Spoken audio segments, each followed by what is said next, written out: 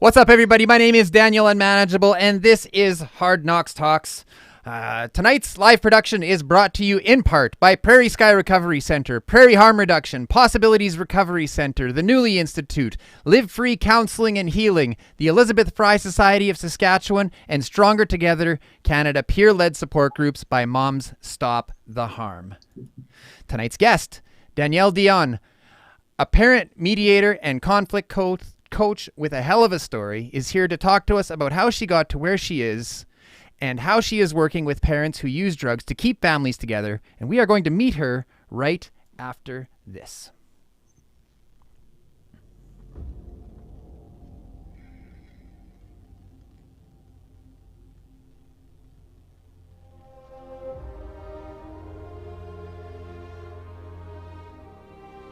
I spent 23 years living in addiction.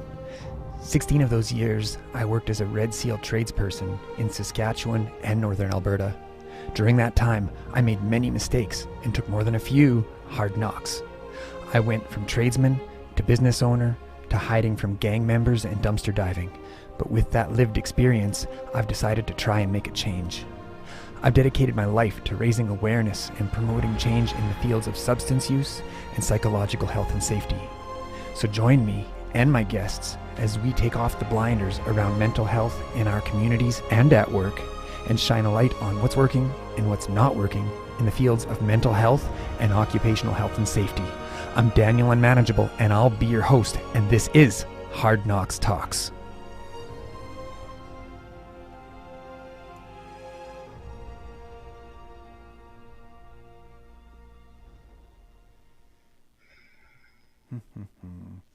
Okay, let's bring in Danielle. Here we come.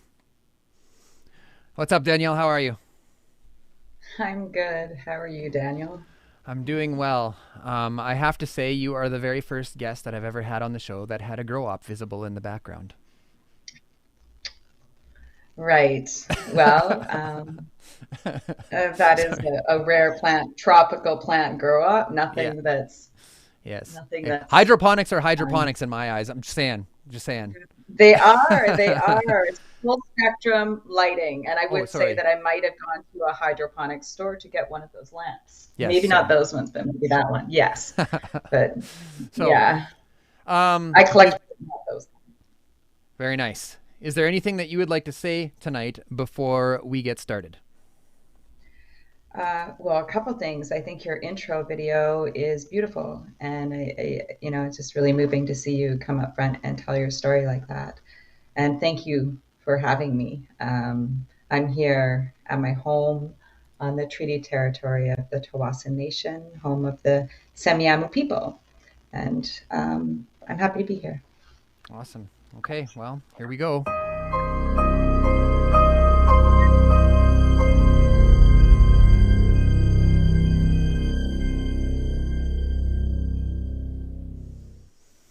Part of me thinks that music's too ominous, and the other part of me is like, nah, it's good.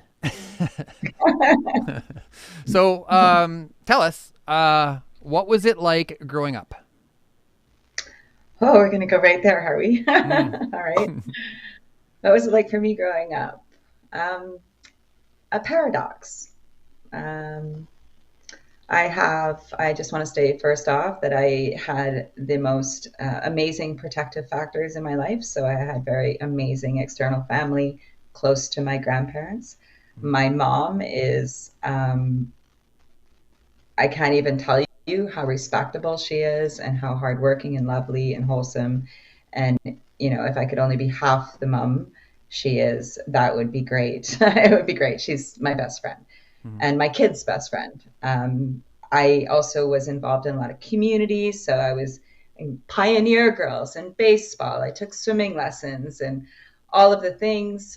Beautiful home, a boat, a couple cars. Dad had a business in contracting. Um, like Mhm. all of the beautiful things that you would want your child to have. So that was me growing up. We went fishing a lot, a lot of sitting on the back of a pickup truck, going through back roads in Maple Ridge, and missed those days. And when that was all legal, thank goodness it's not anymore for kids. Yeah. So is like one side of my life, I think, that I like to open up with. Hmm. Hmm. Were there any struggles? Well, I think there's the other side, right? Well, there's So always another side. there's always another side. And my other side really went split down between my parents. So my mom was all of that in a bag of chips, very administrative and Hmm. bright and um, loving and kind and nurturing and incredible domestic too skills. Sewed all the things and like Hmm. just amazing. I can't say enough about my mom, obviously. But then there's the other side, and I would say just as extreme. So my dad was all I remember is super fun out there. A lot of people say I get a little bit of his wild side, so I'm a bit grateful for that. Hmm. At the same time, he was there was massive amount of substance use. So he was an alcoholic. I remember very young taking marijuana out of his pockets and taking that to Hmm. school, and um, so started smoking when I was 9. Saw him use cocaine in the backyard. Very reactive. So spent a lot of time Friday nights, drinking a lot and getting in fights, and so that was kind of this very small window into what it was like. But then there was a lot of deeper things that were going on. So Hmm. the massive coercive control. So I'm sure people have that feeling of understanding when a parent comes home and that what's going to happen, what mood are they in. So that was kind of the Hmm. overarching feeling for us, from my experience. So I can't say that was my sister's experience, but for me, if a lot of fear, like, is he going to be drunk? Is he going to be high? But I didn't know drunk and high. I just knew that he was weird on some days and weirder on others, more Hmm. angry, so very moody and scary. Um, and then around the substance use, just a lot of violence. So he spent a lot of time incarcerated. I think he had 26 DUIs by the time he died. Because he worked in construction, needed his truck. Yeah. 20 years ago, that was easy to go to a judge. I need this for a living. And they'd be like, Yeah. okay, for sure. Yeah. Do Here's your better this license time. back. Yeah. Right? This They'd be time will like, be different. sweet, why not? Yes, Yeah. exactly. Yeah. I know that he did get into some accidents where people he luckily didn't lose their lives, but ended up in critical care. So Hmm. it never phased him, though, really. I never saw that phasing. He ended up on the street. When my parents separated, when I was 11, I disclosed the abuse that I'd been through him, and which was pretty traumatic for me to Hmm. have an experience with your dad like that. And so I disclosed the abuse that was going on at night when he would come home drunk. This is the first time I've actually told that in a Oh, big forum like that. So I'm a little bit nervous, but it's important okay. for me to speak up because I think it's valuable. I Okay. told a really good friend of mine when I was 11 what was going on, and she told her mom. And these are two heroes in my life that I would love to see again and hug more. She immediately went to the police, and they came and picked my sister and I up the next day from school. I was in grade 8, Hmm. and put us in the back of a police car because, criminalize children who are disclosing abuse. So we sat in the back of the police car for 2 hours in our junior high school while Hmm. everybody was like, oh, they must be criminals. So then that was the end of my parents' marriage, basically. We were Yeah. told to go clean out our house. And from that moment on, my dad's life completely fell apart. So he ended up, years go on later. Of course, there was all kinds of court preparation that I got to avoid. And the criminalization of this story was probably the most traumatic part for me, that I think people really would think, wow, I thought it was the abuse. And I'm like, oh, no, I didn't think that was normal. But Yeah. being and having to go through the system of the ministry and the court prep and the years that followed, What's the core stress prep? and the stress. I'm sorry. Sorry to Well, there interrupt. was like a therapist that I had to work with that draw pictures, and they wanted more evidence. Mm. Hmm. So there was a lot of pressure on an 11-year-old to understand all of what was going on. And at the same time, I wasn't allowed to see my dad anymore. Yeah. And that was really traumatic because that was this very small window into my relationship with my father, who was taking me fishing and construction. And, he was still my dad. Yeah. And, he was our breadwinner. And so now we were living with our grandparents, and our whole lives were separated. Never mind how that impacted my mom and my sister. They Hmm. had to understand all of that as well. So the whole placed me in a whole teenage years of complete and utter loneliness. Mm-hmm. So I ended up, having a teenage life that would follow that kind of story, I guess, that is kind of by the book of experimenting with a lot of drugs. Luckily for me, I fell in love pretty quickly with my kid's dad. And I think luckily because we had a similar story, so I wasn't alone. But I got pregnant when I was 17 in high school and stayed in high school till I graduated. And I have my son, who I think is probably, both my kids are my angels, because I didn't realize how much I'd fallen in love with motherhood. And Yeah. that was where life shifted for me. But at the same time, their dad at the same time and me had to separate because, you end up in your story. And I wasn't healing at all. I was surviving. So went back to college. I started college, and from there, I'm still in school. So we're going back. My son turned 30 this year, Uh-huh. so he's 30, and Mm-hmm. they're alive, right? So Yeah. Daniel, I raised kids after all that, and they're alive. I kept them alive. They're Well, beautiful.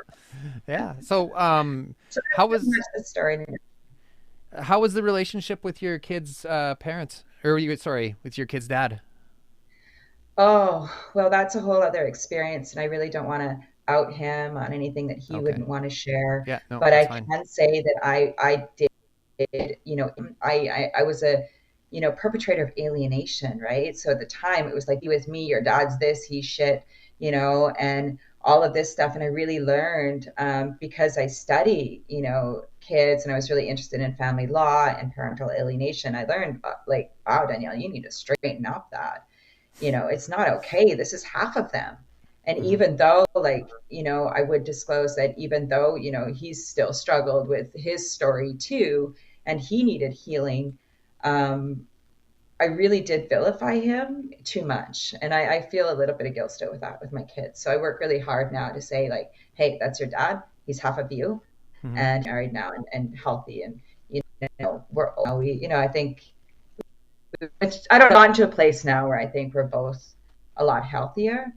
Mm-hmm. Still really living in the story though, right? Like there's still lots of traumatic moments that come up, but we're trying to be open with the kids about that. Yeah. Yeah. Okay. So, time goes on, and you find yourself. How did you end up working in a refugee school? Hmm. How did you get there? So I was volunteering for my kids' school, and I went back to college. Back in the day, I don't know if you know this, if other single moms know. So we're going back 20 years ago. I was on welfare, single Mm-hmm. mom, and I wanted to go back to school. And in order to go back to school, I had to give up my welfare. So you couldn't get a student loan and get welfare at the same time. So social services support and shelter money. Mm-hmm. And so I had to make this decision. And so I chose the student loan, which was like $200 less a month Mm-hmm. with two kids. And I look back now and I'm like, those were the 2 years, the most poor years of our lives. But we had this house in the dirt, a big old, rotty dog. And it was probably our happiest times. My kids were young and we were all kind of learning together. They were in school. I finished my college diploma and got hired at the school district and ended up being placed in a school that was a refugee corridor. So that's really where I started opening up to the story about peace on the playground and parenting and these seeds of passion and play, all my P's, Mm-hmm. passion, play, peace, parenthood, all of those things started really sticking to me. And I would see parents from all over the world and different parenting practices. And with my story, I had a little bit or a lot of mistrust for the ministry, but these families would come and obviously in a lot of trauma, and the way that they parented sometimes would be seen as really harmful. Well, is harmful. And so it would be like they would, walk 300 miles to get through whatever, to get to a camp, to get to Canada, and then they'd only get here to have their children ripped from them. And to hear those parents wail, it was like I just, knowing that I knew that feeling of something there that, hey, the system is tearing this family apart. The system is not right.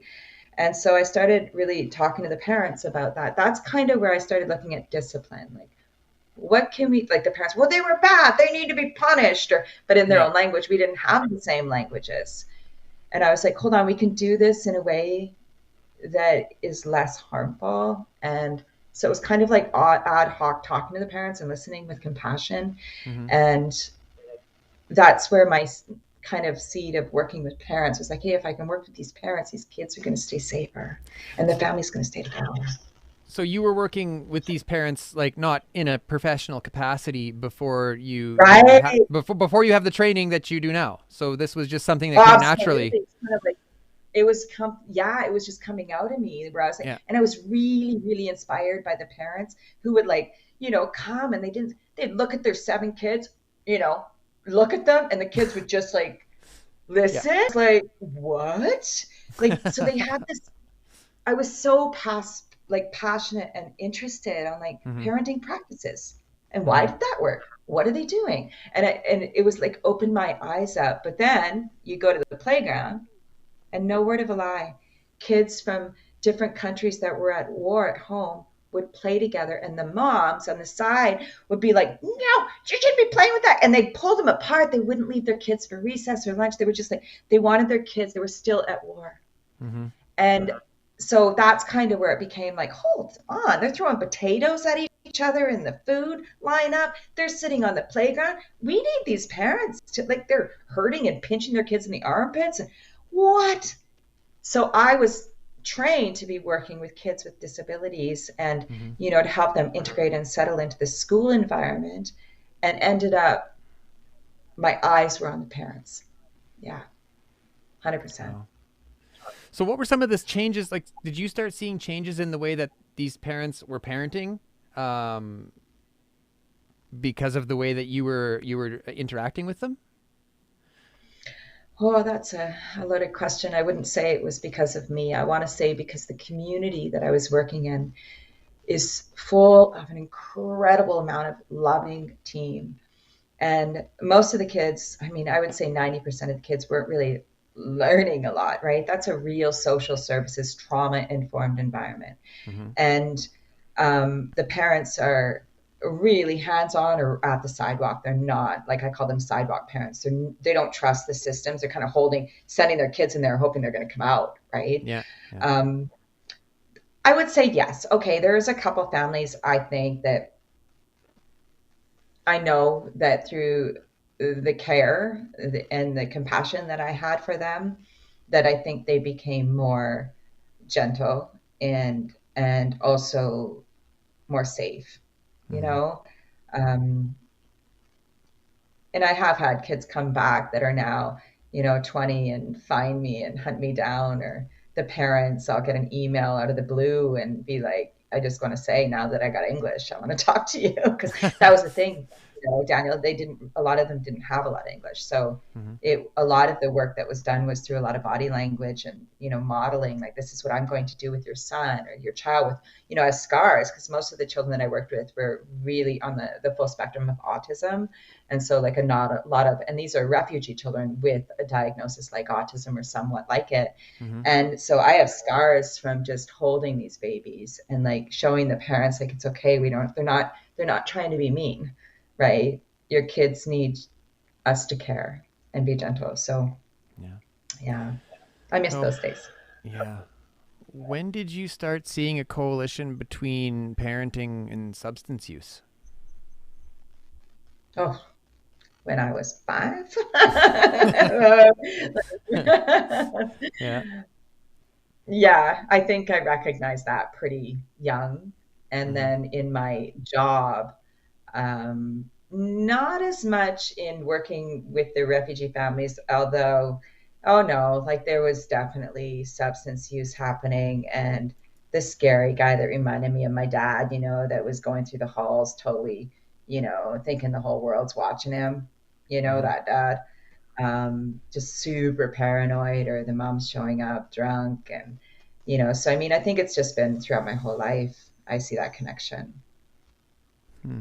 Yeah. My own story too, right? So, Yeah. You Yeah. know, I know that being with my kids at times, definitely probably my worst parenting moments are when I've had too much wine. So I'll be totally transparent about that. Mm-hmm. So I think it's pervasive that Yeah. the two things need very much care when we interact parenting and substance use. Mm-hmm. When we were talking the other day, you coined the term. You said the war on drugs has become the war on parents. Um, you want to dive into that a little bit for us? Well, I think it's definitely a piece of where we need to go. I don't think the whole war on drug is definitely on parents. Well, my argument is this. I am hoping to write a thesis on liberating parents because I really do see that when parents are cared for, that has the greatest outcome for children. When Mm-hmm. we are well, we actually epigenetically can change the DNA that we give our children from our own trauma. So when a parent chooses to heal, and when we have the support, when we take care of our sleep, when we have healthy relationships and say no to relationships that are not healthy, that make our body shake, right? That we Mm-hmm. listen. When we do these things, these are our protective factors that heal our trauma. And when parents do that, our kids' environment changes. Mm-hmm. So that has a huge impact. So the war on drugs has always been about criminalizing the user, Yeah. right? Criminalizing that whole story and stigmatizing it. And if we think about my own story from my own experience and the parents that I've seen who have been criminalized, it's almost like there's no such thing as a bad parent. When parents are supported, when parents are healing, we might need to keep kids safe from that parent, but we all have a responsibility to provide a community of care for every parent. Mm-hmm. And the war on drugs did a friggin' terrible job of that. Because Mm-hmm. look at the prison population. Those are Yeah. parents. And that is, they have children at home in our communities. And these children now are experiencing trauma because they don't have a parent. Mm-hmm. Having a parent who is incarcerated is listed as one of the 10 Asus scores, so very traumatic on a child. It matters the resilience, sure, of the child and the temperament of the child who's experiencing that. Mm-hmm. But for me, my Asus scores are really high, you know, domestic abuse, substance use, Yeah. sexual assault, all of the things, right? So when you have high Asus scores, it's likely to have mental illness, substance use, heart failure, all sorts of things. We know this now. Having a parent who is incarcerated has been probably one of the, out of all the stories or factors or adversities that I've lived with, it's Mm-hmm. the one that I've had a difficult time reconciling. And I still think about it. Yeah. Um, as a child, you know, what does your mom do? What does your dad do? Yeah. Yeah. So tell us. I don't know, in the yard in the general population, you know, Yeah. hopefully he's okay. Yeah. What do you say? So tell us, what is an ACEs score? Mm. Well, it's, in my opinion, probably one of the biggest public health opportunities of the first century. And that's a big claim, right? Like it's Mm-hmm. pretty big. However, it's large. And I stand by that because the ACEs studies was a study that was done for the center, the CDC, so the Center for Disease Control, as well as with Kaiser. So this was a massive study. And what they did was they looked at, I'm not sure the methodology, and I don't want to get that wrong. So I'm not going to go too far into the whole Mm-hmm. science study, like the research piece. But what happened was it was a study that connected adverse childhood experiences creating toxic stress on the brain. And so the toxic stress releases certain hormones that create high levels of stress hormones and increase us likely to live in a state of survival, having a moral injury on the brain kind of thing. And these adverse childhood experiences, what they did was they measured different experiences in childhood that increased the likelihood of the toxic stress. And so there's 10 of them, and I can't remember all 10, but I know that there's substance use of a parent, domestic violence in your home, incarcerated parent, um, involved in like assault, so sexual or physical assault. The other one is living through a psychologically, emotionally, or mentally unavailable family system. So a parent that's unavailable. What else is there on there? So there's 10 of those anyways. Near-death experience, there's all of these. The more, so you can do the ACEs score, Google it online, excuse me, and your score can be out of 10. And the higher your score, I think I froze. The higher your score, the more likely that you will end up with negative outcomes. Addiction is the number one thing. So the more higher your score in ACEs, the more likely you will be an addict. So the good news is for people that are addicted is you're not broken. Your body's actually doing what it's supposed to do. You're medicating your brain. And when people hear that, and now that we know that, it's incredibly healing, right? To know that, hey, actually, you're not broken, right? Your brain is actually really, really needs to be medicated because you're living in such a high stress state. So along with ACEs, when like earlier in my intro, I want to say the good things first, because when you have high ACEs, we can protect children from that when they have protective factors in their life. So when they have healthy relationships with a parent. So when a parent is available, so I have my mom, I had my grandparents. Are you involved in the community? Yes. Is there healing happening? So do you have a parent or a grandparent or somebody in therapy that's going on some sort of journey that recognizes accountability, responsibility of our own mental health, good sleep, nutrition? All of these things are part of developing resilience to kind of ward off those adverse childhood experiences. Yeah. I've got some questions coming in here. So ultimately what we can do now, and this is big. Oh, sure. Sorry, maybe there's a bit of a lag there. Yeah, sorry. We've got Larissa chiming in. Larissa asks, for mothers who are currently being supported, how can we integrate child-led healing?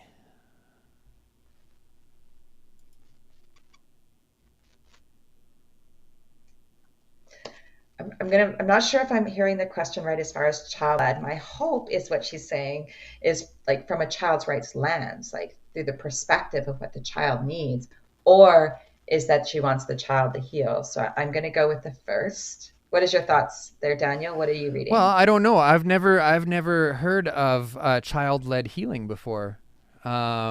But to me, it sounds like there would definitely be an integrated relationship there between the child and the parent during the parent's healing process, and ultimately the child's healing process too. Does that make sense to you?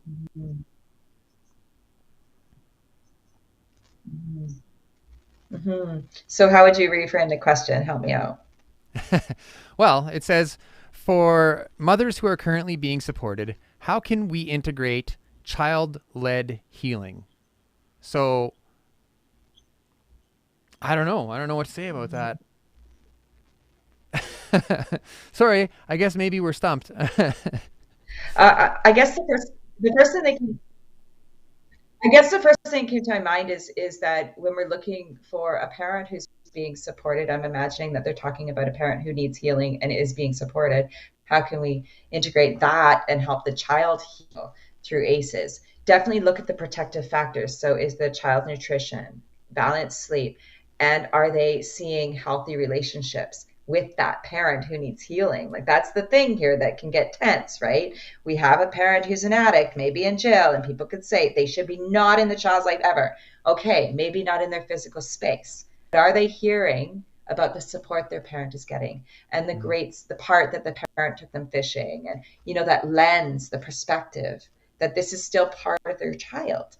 So we need to nurture the half of the child that's the parent. So that is a great way to help the child, is be real that maybe they're not safe right now and they need help to become safe. At the same time, we have to be careful in the lens that we speak to their child. So the child-led healing is really about making sure that your child has healthy relationships from external family. They're involved in the community so that they can see other adults care about them. And also that they, number one, have a parent who's healing. And that's a lifelong journey for anyone. It doesn't matter if the parent has a ton of adverse childhood experiences. As a responsible human, I think it's important that we all show, an effort towards just growing. Mm-hmm.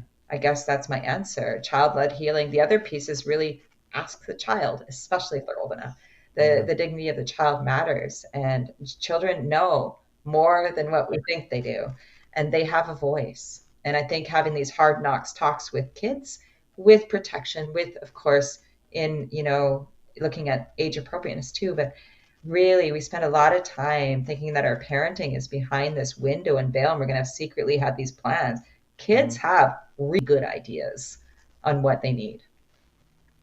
Yeah. We've got another question coming in here. Let's see. We've got Roseanne. Roseanne, nice to see you this evening again. Roseanne asks, what or how do you work with parents to help them make changes in their lives when they're not there yet? I love this question. I think one of my favorite parts of the work that I do now is really working with parents who are inspired because they don't want to be like the parents they have. And so breaking cycles is really the name of the game. And there's a ton of resistance that comes up with that. So unreadiness is really the thing. Readiness comes up in all kinds of ways, in the most surprising places. And in the way that I like to work with parents is, first off, that person is the expert. So every parent is the expert on their child. There's no doubt about that. Like, I might study parenting practices and look at, some science and jargon about all of that and read books and be obsessed with parenting from every style and lens. But I don't ever claim to know that I have the wheels in the house when it comes to moms and dads. They know. So it's really about getting in your skin. This little light of mine, what is that? Or the moment you feel guilty, what is that guilt? We don't pass that off. No passing off the guilt. The guilt is a window. And so when parents say, oh, I did this and I feel guilty, I'm not going to say, oh, it's okay. That's a window of, tell me what happened. What's the guilt about? Because when did it happen? What did you say? Where did you feel it? What was your tone? Was it bedtime, morning time? Did you try and get him off the screen? What was happening? That moment of guilt is a window. And that usually starts an opening because we're triggered by our own story. And the guilt is usually to all of that. When parents aren't ready, they're ready when they feel ready, or when people are really honest with the truth that they're the expert, and that the pain and the hardship that they're having as parents is the way we need to go. So it's so compassionate, and it can take a long time. Yeah. So when you are working with parents who are using drugs, what are some of the strategies that you try to ingrain with them?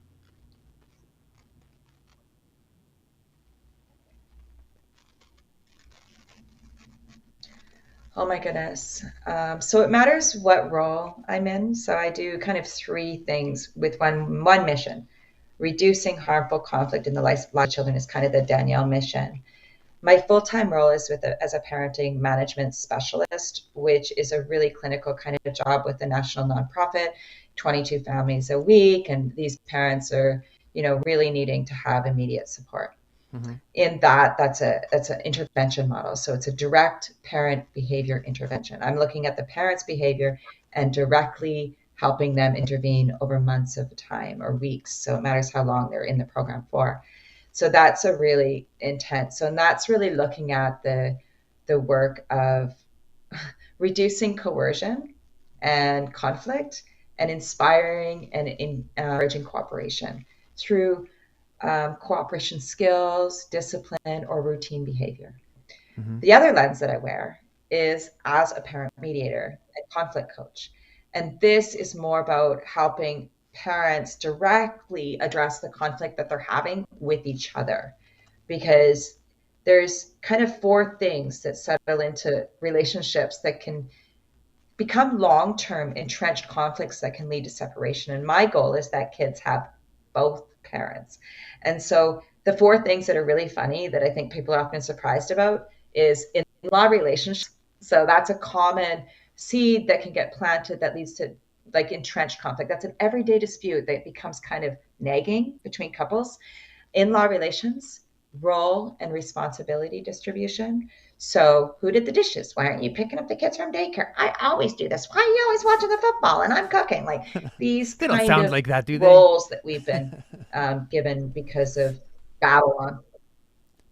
Oh, something like that. I hear Yeah. these things. I've experienced that too, right? Mm-hmm. So role and responsibility distribution, money Mm-hmm. is a big one, right? We've been there in relationships with money, and I'm not a financial expert. In fact, money is and finances is one of my like fears. However, working through a mediated conversation about how money is discussed and how that can really help. Now, the one my niche is really in looking at parent style conflicts. So one parent believes the child needs a spanking because of this, and the other parent kind of comes from a more gentle lens. So having parents with different parenting styles, and you always hear like getting on the same page or that. And I say no parents were raised in the same home. It's a myth that we parent from the same boat. So it's the conflict between the parent that has a great impact on the child. So conflict in general is pretty much all of those ACEs if we look at it from one lens. Mm-hmm. We need to look at reducing conflict in the lives of kids. So that's my role with familyship. I have my own practice doing that in coaching families to help them get to a mediation with the other parent first, but like readiness, and then working through a mediated process over a specific goal so that we're not sending parents to, parents might want to go to counseling for sure. We could refer them there, but more or less dealing with the getting to solution and agreement. We always hear women like to be heard and men like to get to the problem and solution. This is both. It's a process of being heard and coming up with a solution that is agreeable. And then my third thing is a new adventure where I have been tasked to work race to help Canada ban corporal punishment and repeal Section 43, which is Call to Action 6 from the Truth and Reconciliation Commission report. And this is really like right in the gut of what I want to see different in our legislation. So our criminal code still allows violent discipline, and most people don't know that in Canada. And so there is a lot of child abuse that does go on just like there's no justice for that. We know with the unmarked graves and the history, and the Truth and Reconciliation Commission is very aware of the amount of injustice and inaccountability and how unable our court and criminal system is to protect kids from abuse. And we really do need to repeal Section 43 in order for justice to happen for children. So, and also to hold parents accountable for violent discipline. We know it's ineffective now. So that's the three ways that I stay awake at night and do my thing. We've got another question coming in here. We've got Larissa saying, talking again about the child-led healing.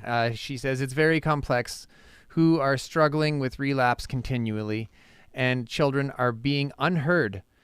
How do we bridge the gap from a child's voice to the parent? What a beautiful question. Thank you, Larissa. I love what you're saying about bridging the gap between the parent and the child's voice. There's so much respect to the rights of the child in this question. So how would we do that in bridging the gap? Well, I think that there's a really important piece that the responsibility is on the caregiving parent, right? To foster relationship with the child's external family from both sides. Whether that feels good or not, it's really important that that child has and sees through their people that love them and has access to seeing them be cared about. So I think from the child's voice, I think it's really important that sometimes that needs to be a mediated conversation or a supervised conversation. encourage it in the safest way possible. And some of the ways that you can do that is really to use the art therapy is a fantastic way to find out what might help the child, as well as talk about the great memories that they might have of their parent if they have those. And if not, find maybe it's a grandmother or a cousin, build connection with those roots. I think is so important. And also, the sad thing that's really weird to me here is we had babies with our exes, right? We didn't just be with somebody we didn't like. At one point, we liked them a lot. So let's think about that. We need to go back to that story of being with this person that, I get that some babies might have been made through violence, but most are made because there was some good stuff happening there. So I think we really need to kind of have the lens of the child. Children need both parents, even parents who are healing. That's what I posted on the group today, this morning, I think it was. And I think it's a really important conversation. Yeah. So we were talking last week, and the topic of genetics came up. Do you believe addiction is genetic?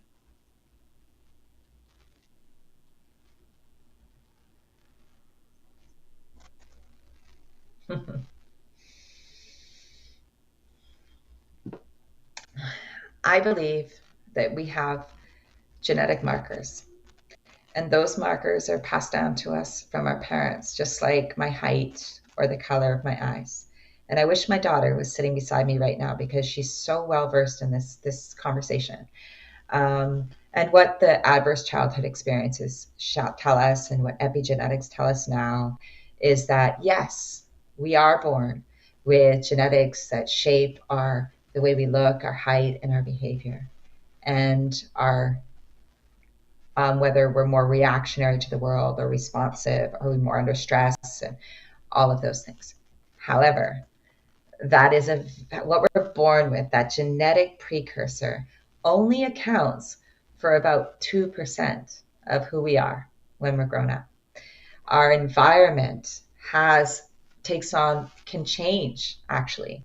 Our environment, how would I put it? It could be unintentional adversity, it could be abuse and support.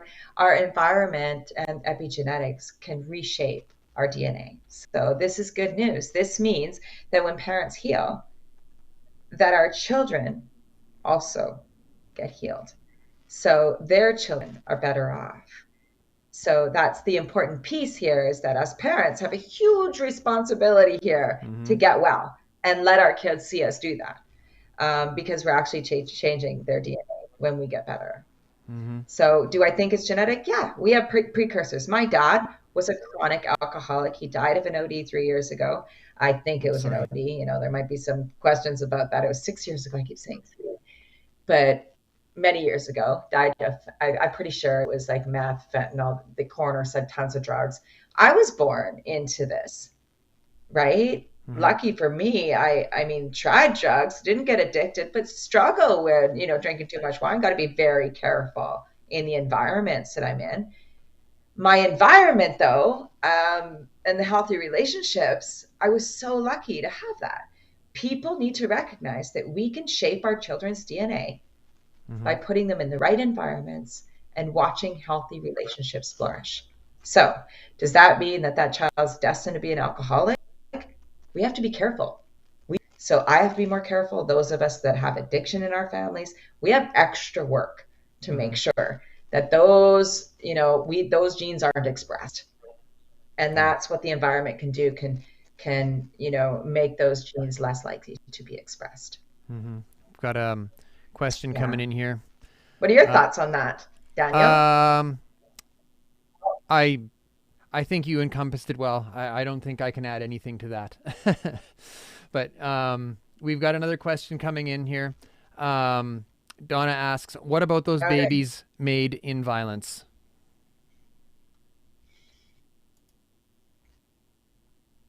What about those babies made in violence? And she goes on to say, what advice you know. to the moms in that scenario?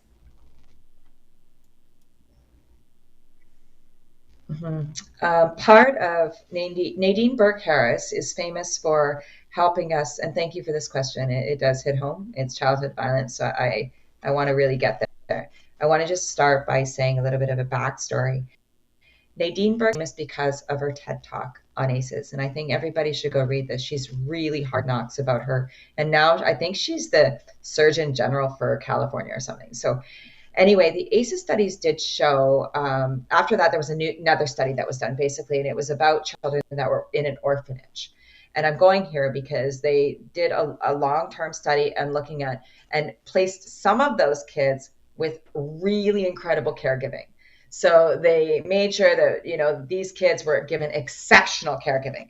And then the other kids got the regular caregiving in the orphanage. Sad that that's not actually what they all got, but so what they found was that the children that got the exceptional care that were in the orphanage, right, actually their brain scans were just like those of children that were born with two and, with both in a healthy home. So what I'm going with is, what about those children that were born into violence? It is a great, huge responsibility on our systems to decolonize the structures that make it difficult to parent effectively. And what I mean by that is a lot of our systems they're working towards that, but trauma-informed care for sure, as supporting the caregivers of whoever takes on the child's care and making sure that they have support. They're not living in poverty. You don't need, two parents having 4 jobs. And also that there's no discrimination in their lives. They're not facing all of these barriers, the systemic barriers that make parenting really difficult to parent effectively. The children that are born into violence immediately need a lens of absolute critical care from a psychological and a justice standpoint. That child deserves justice right away, for sure. Yeah. That's my opinion. I'm not an expert on childhood violence like this and care, but that's from my justice lens. Right away, we have that opportunity to support the kid. I think maybe the question was more geared towards That's okay. Yeah, no, we've got a bit of a lag here. I know between you and me here, so I'm sorry if I interrupt you or whatever, but so I think the question was geared at what about the babies that are born of violence, like rape or things like that? What advice would you have for those mothers?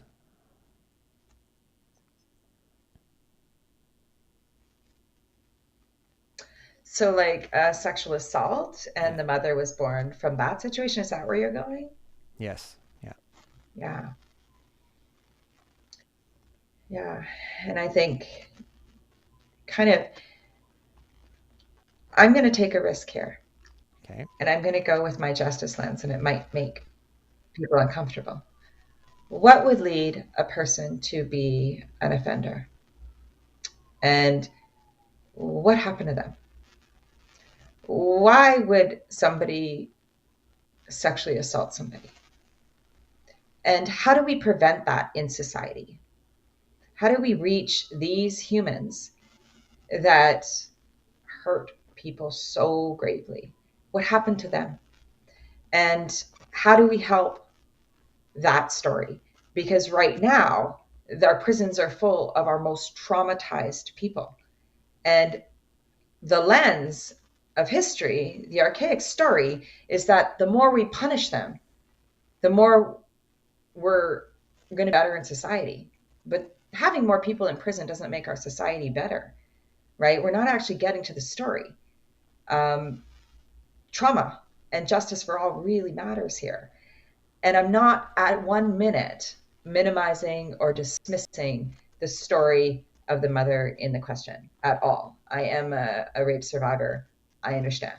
I have not had a baby from that situation. And at the same time, gone through that story of like, what does the therapy look like? Gone through building the support groups around me, my community around me, and, hate on from those perpetrators, the rage and the lock them up, right? Of course, if they're dangerous in society, lock them up, they're gone. I get that. And at the same time, reconciliation. We need systems of reconciliation that are going to build communities around even those people. And that's the hard part for people to get, is justice is for all. And when that person is healing, that is somebody's dad, whether it's through whatever means, that person needs to heal, because that child is now going to grow up, like I did similarly, with a parent who's incarcerated, who molests kids or people or whatever. And having a parent in this situation is the most traumatizing. So if that parent is getting care and there's compassion for that parent, and they're getting restoration, and they're having an opportunity for some healing, whether they're incarcerated or whatever, there's a humanity story that gets to put back into that. And that's the part the criminal system does a really poor job of, that the justice conversation does a better job of. There's a legal conversation and there's an ethical and moral conversation. And that needs to be for everyone. And at no time, I got to say again, am I dismissing the pain and the violence that came out of a story like that. But my hope is that people would be able to get to a place and have a restorative conversation with the perpetrator, where I've had to do that, and recognize that that is the most healing path for everyone. Because when we hear the story on both sides of that justice scale, it breaks our heart. And that makes the most sense. There's my mint for the day. And now we're going to get a bunch of comments that I'm like, sex offenders, and that I'm going to put children in danger. And that's not the case. I want this to stop. We have a very the only way to stop understanding is to actually care. Followers. So we're not getting any ugly comments, but I will admit that that is a risky conversation to have on a live stream. So that is a risky conversation, but I studied justice, right? So I think it's an important conversation, because criminalizing and stigmatizing anyone isn't helping our kids at all, ever. That's somebody's dad and brother. Yeah. And we all need healing. We've got a comment coming in. Steph says, I understand what you're saying. If we heal these traumatized people, we will break these generational cycles. You are so right. So, thank you. Yeah, you're like, oh, thank God. Yes. Yeah. Yes. Yeah. Right. So, I don't know, Maggie, are we seeing ugly comments? No, we are not seeing any ugly comments. So, but let's steer in a different direction. What a beautiful community you've built here. I don't know. It is great. I will admit, but I don't know how, I don't know if I built it. It just sort of came together. But let's move forward here. So when you let's do this. When you look at a family struggling with addiction, you come into the situation. What is the very first thing you look at? What is your very first indication as to where to go with this family? The child's rights, number one. So we need to assess any child, any situation with the child through a lens of their rights. Is their dignity? Are they heard? Is there participation in decision making? Are they safe? Right? Like, are they safe? Is there abuse happening? And I'm not just talking physical and sexual assault. Children need to be protected psychologically. Yelling is probably the most common form of abuse that children face. Lots of yelling in a home, super dangerous and damaging of the brain. Right away, I'm looking at the child's rights, and I'm thinking about them being protected from harm. I'm thinking about them having dignity. I'm looking, and from my lens and my specialty, I'm also curious about what the parent's process is for discipline. So I'm really concerned that the parent is able to stay regulated so that they can offer that during a time of stress, and that the child has a plan. When Teddy doesn't listen to them, they know what the end game is.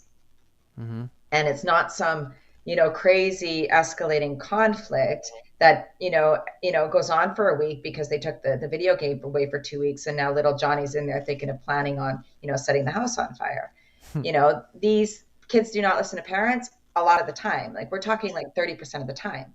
That's normal. Like, so kids practice defiance. And how are these parents able to structure an environment where that practice of defiance and will is happening at the same time of safety. So I'm really looking at that. I'm really concerned at any sort of violence and making sure that the parents are leaders in their home. Like they have a plan and they're administrating their family life in a way that holds children accountable, but at the same time encourages them and connects with them and respects the attachment that's so intimate. Parents have such a responsibility to respect their relationship because kids are a lot more awake than we are. We dumb down when we get old. Kids see us. So No. that's what I'm looking at. Yeah. Okay, we've got another question coming in here, and Yeah. Hang on. Donna asked, when it's a choice of the mother because the paternal is still incredibly unsafe, how does one talk to the child to lessen or reduce the trauma to the child about the paternal absence? It's a great question. And yeah, that's a really complex question. And I would want to know more about the story for sure, the age of the child. I mean, who is deeming this parent unsafe? Because there's a lot of like accusations that, just because it's a different parenting style doesn't make somebody unsafe. Also, a relationship breakdown. None of us act cool during that time. So what ends up happening, this relationship breaks down and then one, party is like loses their shit. And now all of a sudden, because they lost their shit on the parent, the other parent, now they're unsafe parent. So having a relationship breakdown of your ex and both of you acted like unreasonably crazy doesn't make them a bad parent. So there's that. I just want to caveat that. The other thing is we need to find a relationship according to safety for sure. And how do we foster that? It could be just starting with, let's talk about your other parent. I know them. When I first met them, I really loved that they like to dance, right? I noticed that they're really good at gardening, or, right? I really liked their uncle. He was really fun.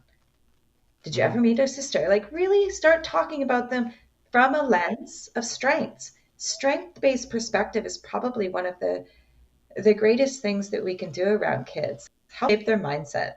And it doesn't always have to be about the bad stuff. That's on us, right? The lens we give our kids is on us. And keep our kids safe. We don't have to tell them stuff that they aren't ready to hear. And often there's really very little times a child is really ready and needs to hear about the shitty parent that they have over there. It's really not appropriate at all. They need to see their parents standing up for each other, even when parents are in conflict. Is it easy? No. And I've lived through that lived experience. And boy, it's hard. But it's true. Our kids need to see us cheer the other parent on. Yeah.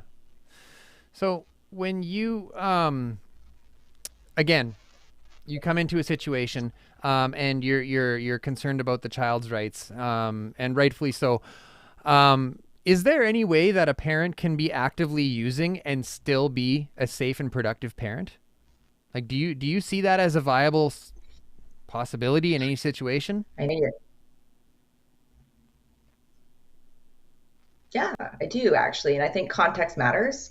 So there is a huge spectrum of substance use, right? I mean, you're more experienced probably in this conversation, in that we have this amazing community. And from my experience, just lived experience and what I've seen, I think that we have to be really careful not to criminalize parents because they use substance. We have to be really aware of that through adverse childhood experiences, the negative outcomes of that mostly are things that are stigmatizing. So mental illness, addiction, those stigmatizing and criminalization of drug use is not helping anyone. And it's definitely not helping kids. Our lens as service providers and of, judges or whoever that is that judges whether kids are safe or not, needs to be really proactive and strength-based. And at no time should we put kids in an unsafe situation. Kids need to be safe and they need to sleep well and they need to be cared for. However, I have seen parents who were actively involved in drugs, and I'm going to, like a variety of drugs, and on the methadone program, using heroin privately, have the weekend binge on the Friday night drunk, I've done the drinking thing. Like I've definitely been there, right? Does that make me the most horrible mom in the world? Like, we need to really recognize that when parents are supported and have healthy systems of support, and we foster healthy relationships, which is not criminalizing and stigmatizing them, right? It's actually caring about them and supporting, finding out what they need, loving them compassionately, not judging them. It's parents can be great parents and still battling addiction. And I would say that the kids who have parents that have been through substance use and get better and get well, those are the kids that come out with a little, I can't say enough about when parents are hurting and we have adverse childhood experiences and we wake up and wanting, and our kids see that. Danielle, like that story of I see your son walking in the background during these conversations sometimes. My children were lucky to go with their dad late night to AA volunteer on the call center and go to AA meetings with him and hear stories. And they learned so much from those conversations. Not that you'd want that in the first place. I think the last thing you want to say is that your trauma made you stronger. I hate that, because that's like, no, actually, I wanted to be safe, not strong. However, yes, parents can be fighting addiction and still be great parents. Being a great parent doesn't mean on what are you able to keep your kids safe? Are you loving on them? That's what kids need. Cool. You want to be exceptional parent? Okay, let's look at how you do routines and discipline. But yeah. Well, the questions have slowed down. I am all out of questions for you. So unless there's something else you want to touch on, is there anything else you'd like to touch on? Oh, thank you. I'm so grateful for these questions and for this little platform to kind of call out all of us to be, just a lens of justice for all, child rights first. And I've got this platform and a mom. That's my job. I want to put a shout out to Rain City in Vancouver. My son's a musician. I'm going to do that. Thank you, Danielle, for that. And also for No Violence for Kids Canada. And I'd love everybody to go there on Facebook and find No Violence for Kids Canada, hit like, follow, share all of that, because we are working to advocate to change legislation to ban corporal punishment for kids. Awesome. And connect with me on Facebook. These questions are fantastic. So thank you. Danielle is a part of our Hard Knox Talks community. You can find her in there. Okay, Danielle, thank you so much for your time tonight. We will let you go. Take care, my friend. Thank you, Danielle.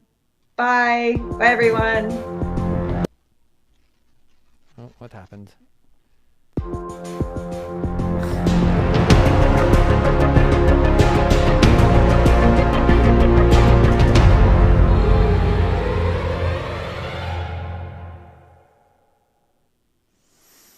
There is power in numbers. If you would like to contribute to ending...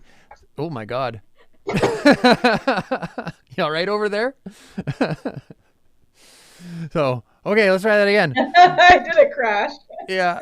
There's power in numbers. If you would like to contribute to ending the stigma around emotional pain, please subscribe to our YouTube channel. Follow us on Twitch, Facebook, and Instagram. Like and comment your thoughts on our posts. Let us come together with our lived and living experience as a resource that has the power to engage new thought processes, to promote new ideas, to broaden the spectrum of care, and to show the world that we can recover. There is a safer way, and we're here to show you how.